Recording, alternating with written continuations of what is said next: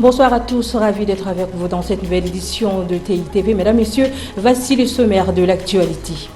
Journée mondiale du nettoyage, le Premier ministre de Transition Saleh Kebzabo, accompagné de quelques membres du gouvernement, a donné un coup de balai au marché de Dembé pour lancer les activités. Détails à suivre dans ce journal.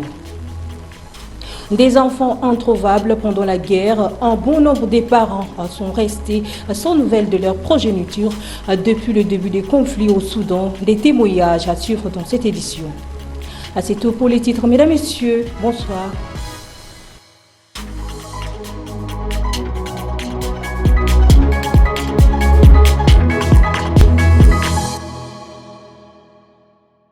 J'appelle la population à s'investir pour rendre son cadre de vie propre. Ce sont là les mots du Premier ministre de Transition Saleh Kebzabo ce matin au marché de Dembé. Le Tchad, à l'instar des autres pays du monde, a célébré ce 16 septembre 2023 la journée mondiale du nettoyage. Le chef du gouvernement et son équipe ont fait le déplacement au marché de Dembé pour un coup de balai. Justine Alatar nous en dit plus. 24 heures plus tôt, l'air de cet endroit était irrespirable, même aux passants. Grâce à la célébration de la journée mondiale du nettoyage, ce viaduc de Dembé dans le 7e arrondissement de N'Djamena s'est refait une beauté. Le lieu est très salubre, les gens défèquent, les gens pissent, il y a une odeur très névrosante et depuis hier, on a commencé à partir de 16h jusqu'à 21h, on a pulvérisé les lieux. Si on n'a pas mis le chlore, je pense que vous ne pouvez pas vraiment rester dans ce machin. Maintenant, il n'y a pas l'autre, comment dirais-je, ça ne sent pas ce qu'on avait fait un travail. L'état du viaduc de Dembé d'il y a 24 heures résume bien l'insalubrité dans laquelle se trouve la capitale. Dans les marchés, les commerçants sont dans certains cas responsables de cette situation. Et je demande la diligence de nos commerçants que quand ils utilisent les lieux, qu'ils laissent au moins propres. Parce que quand ils viennent le matin, c'est nettoyé. Et c'est nettoyé par les femmes balayeuses. Donc il faudrait qu'eux aussi ils apportent leur contribution. Nous devons faire de notre ville une ville propre. Et l'objectif de la mairie centrale, avec les 10 communes d'arrondissement, c'est d'atteindre cette propriété-là au niveau de la ville de N'Djamena. La question de la propriété environnementale ne concerne pas seulement la ville de N'Djamena. Sur le plan national, la situation est identique ou pire. Le Premier ministre de Transition en fait mention. Et donc je crois que si pour une journée comme celle d'aujourd'hui, chaque citoyen de N'Djamena, chaque citoyen des grandes villes se sentait concerné et participait effectivement à l'opération qui a lieu en ce moment, je pense que ce serait positif. Parce que si chaque citoyen balayait même 2 mètres, multiplié par 1 million par exemple, vous voyez que ça nous ferait 2 millions de mètres de balayés et ça fait beaucoup. En plus du Premier ministre de Transition, cette journée a mobilisé des ministres et responsables d'associations et jeunes soucieux de la protection de l'environnement. Dans le cadre de la mission de bons offices au processus de la transition au Tchad, le Premier ministre de Transition Saleh Kebzabo a reçu en audience ce samedi, à 16 septembre 2023, une délégation de la communauté économique des États de l'Afrique centrale. Elle est dirigée par Gilberto da Piedade, Versimo et Didier Mazenga Makanzou, envoyés spéciaux de son Excellence Félix Antoine Tshisekedi, président de la République démocratique du Congo. Suivez.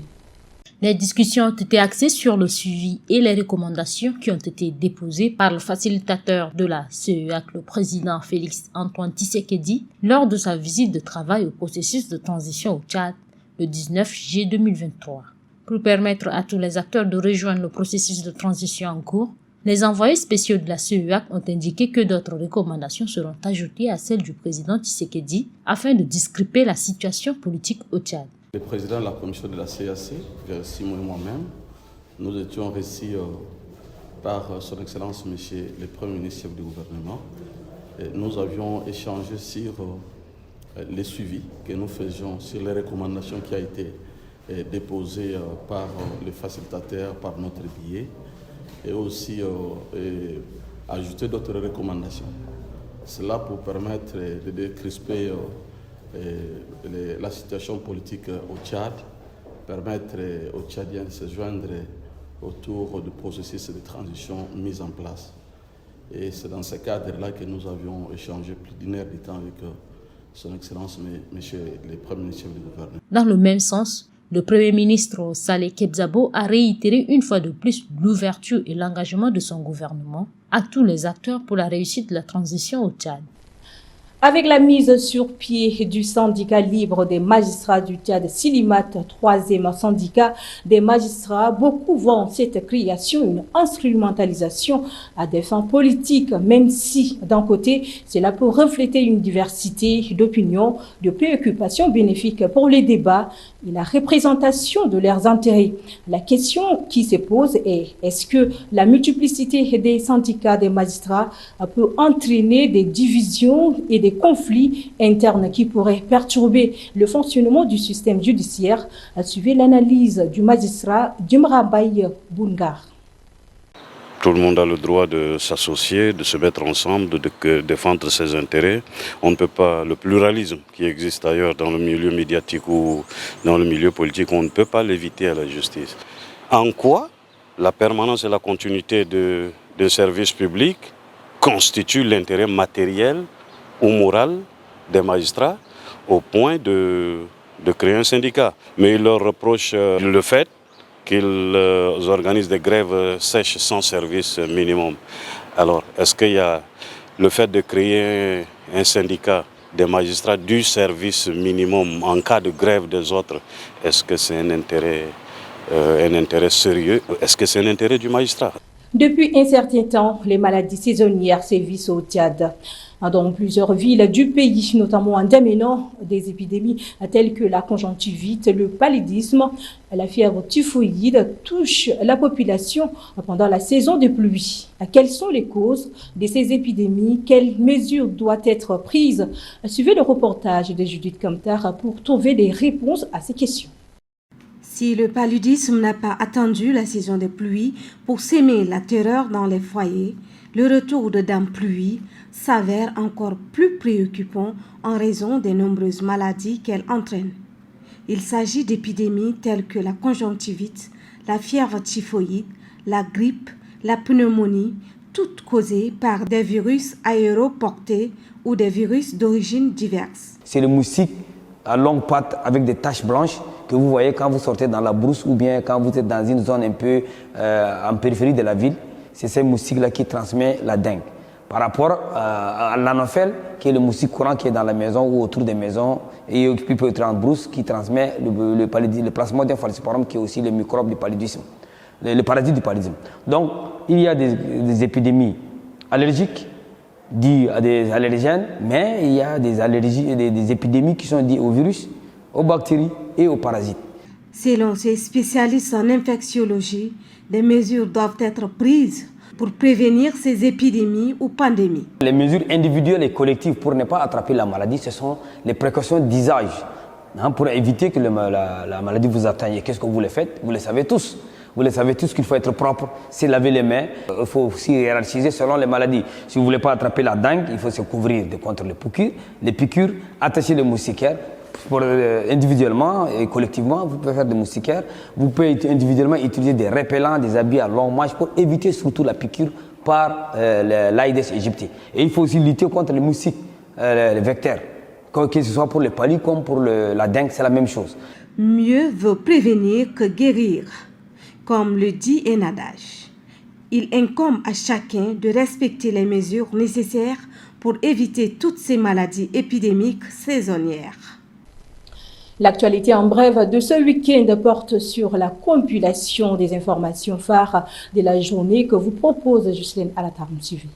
La présidente de l'association Salama Peace Initiative, Josiane Dikoloum Darwatoy, a lancé ce samedi 16 septembre 2023 à travers un point de presse la première édition de la Semaine mondiale de la paix au Tchad, placée sous le thème Action pour la paix. L'objectif général de cette première édition de Semaine mondiale de la paix est de renforcer l'engagement des jeunes et leur rôle de leader dans la promotion d'une paix durable, du dialogue et de la cohésion sociale dans leur communauté et dans le monde.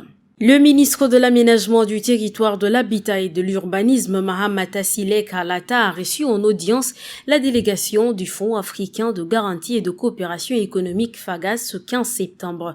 Les échanges ont porté sur la capacité de FAGAS à accompagner les financements de projets du ministère de l'Aménagement du Territoire et de la Société de promotion foncière et immobilière. Dans le cadre de la mise en œuvre des activités au niveau national, l'Association pour la défense des droits des consommateurs ADC organise un congrès extraordinaire les 15 et 16 septembre 2023 au CEFOD. Il est placé sous le thème « Quelle stratégie face au défi de la protection des consommateurs au Tchad ?» Ce congrès extraordinaire a ouvert ses travaux dans un contexte où les citoyens consommateurs sont confrontés aux multiples défis en matière de consommation. Le du congrès a pour but de redynamiser, de donner un élan et de faire des projections dans l'avenir en tenant compte des réalités du moment. Dans la nuit du 8 au 9 septembre 2023 au quartier Kemkian dans le 5e arrondissement municipal de la ville de Sarre, un jeune homme âgé de 33 ans répondant au nom de Diray Madi Narcisse, charcutier de son état, a été assassiné par un individu. L'assassin, qui avait disparu dans la nature, a été retrouvé et arrêté. Interrogé par les agents des forces de défense et sécurité, Madja, le présumé meurtrier, a reconnu les faits.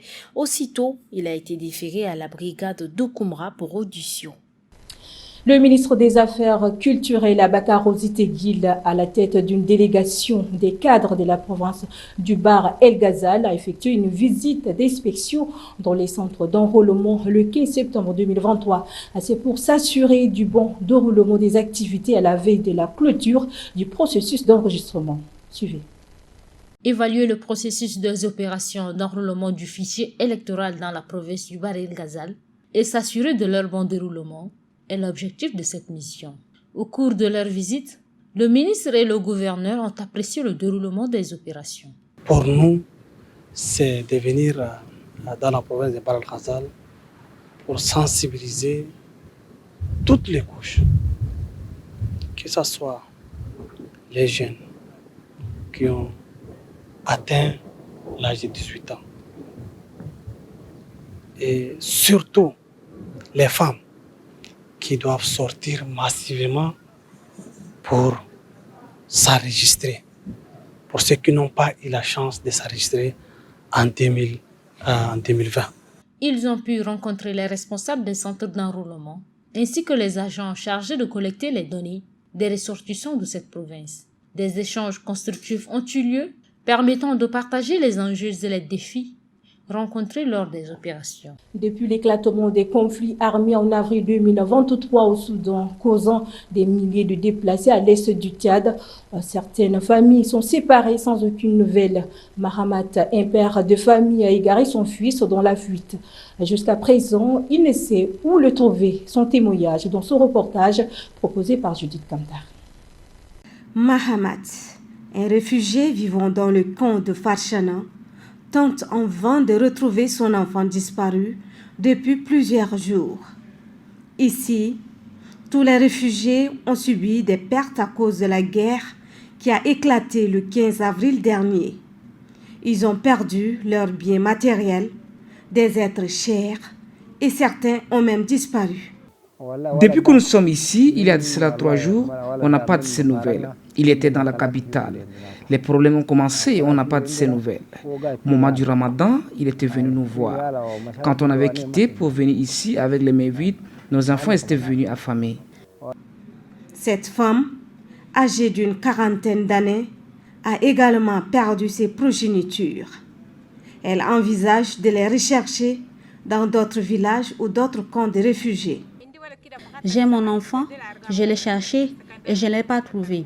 Maintenant, j'irai les chercher dans d'autres villages. Il y a aussi mes filles qui étaient dans la capitale.